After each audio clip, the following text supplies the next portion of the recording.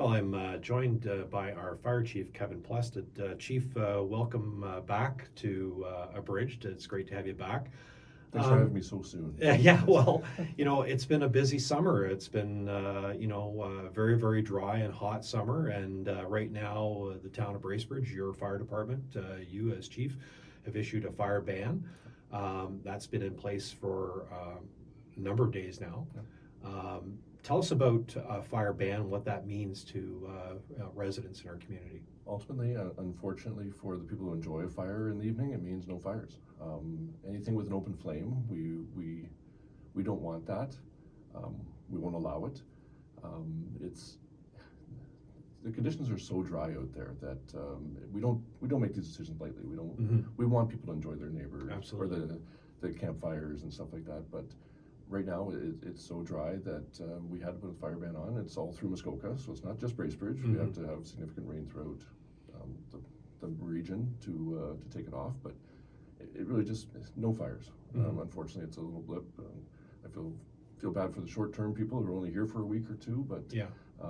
Ultimately, it's for the safety of everybody. Absolutely, and I think your office probably gets a lot of inquiries about. Okay, so what can I do? What can't I do? Does that mean my barbecue? Does that mean my propane fire pit? Share a little bit about what that means to the homeowner or the visitor to our community. Yeah, so the way we kind of look at it, and the easiest way to explain it to most people is if the flame is open to the air, it's an open air fire, we don't want it. Even if it's propane, natural gas, it's just it's a short-term issue to make sure we can stay safe. Open flames are bad. If it's in a barbecue that closes up, that's fine. But ultimately, anything that creates spark or smoke Mm-hmm. generally is something that's going to potentially create a fire. Yeah. So we want to definitely get rid of those and any open flames from those natural gas and propane devices. Yeah, the risk, with the tinder dry conditions we have, the risk is not assumable at all, right? And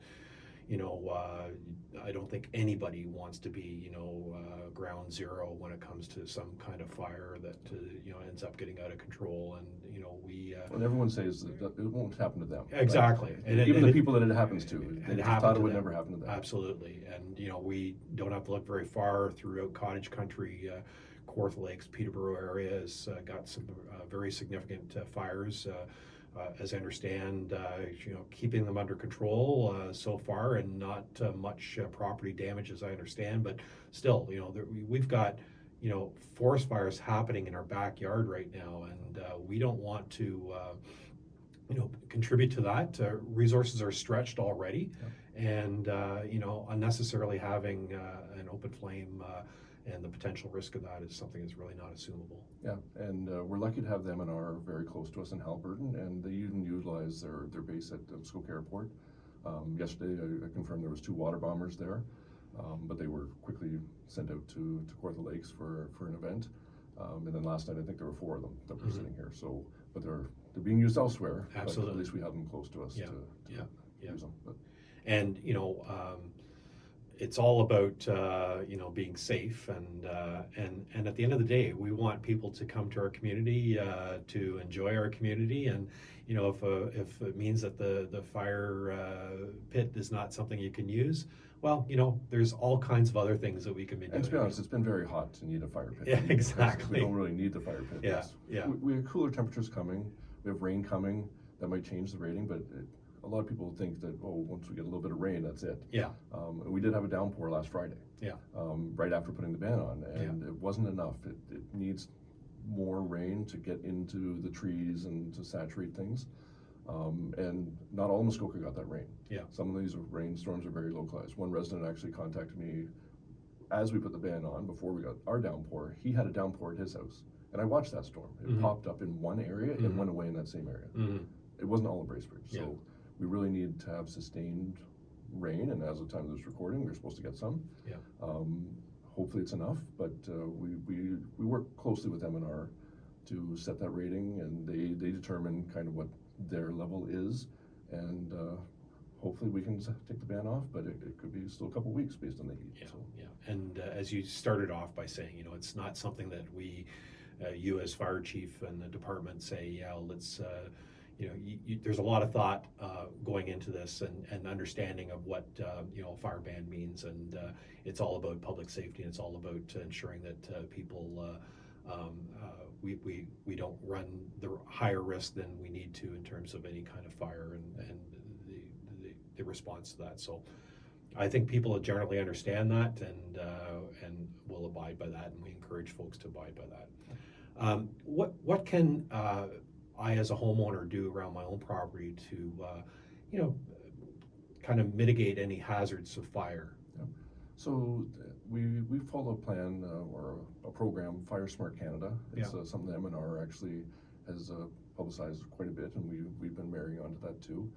It gives you some tips on what you can do around your home. So not having your firewood right up against your house, move it away from your house.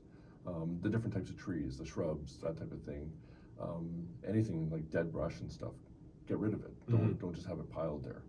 Actually, there wasn't a resident that came to us. His neighbor was piling brush in a certain area that he was concerned. It's not enforceable, but we can offer that advice of this is what could happen. Just limiting that ability for fires to spread. There's actually wildfire videos and training videos and stuff that we look at that if you do those things, a fire can actually go right around your house, right around your cottage, if you follow all the safety features. So just limiting all that possible fire. Yeah, it's all about kind of looking at fuel sources and addressing them. As you say, it could be as simple as brush piled around the house. And leafy trees don't burn as well as the pine needles and stuff, right? So I know some of those fires that are burning right now in other regions are heavy cedars and pine.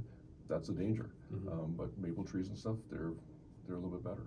So if anyone has any questions about what the municipality is doing to help protect our community during fire ban, but also generally what you can do around your own home, they can reach out to the fire department. Yeah, they can reach out to the fire department. Our website, bracebridge.ca/fire, has lots of tools and tips there. And obviously the contact information, you can phone us. Our fire prevention team is always answering these questions, and we're willing to do that. So whatever they need to, we'll be there to answer the questions. Well, great. I really appreciate it, Chief. Thanks for taking the time to join us. Very timely discussion, and I want to thank you and all of our firefighters, full and volunteer firefighters that help provide the fire safety in our community. And certainly you've had a very busy spring, summer so far, and appreciate all the efforts of all the whole team. Thank you.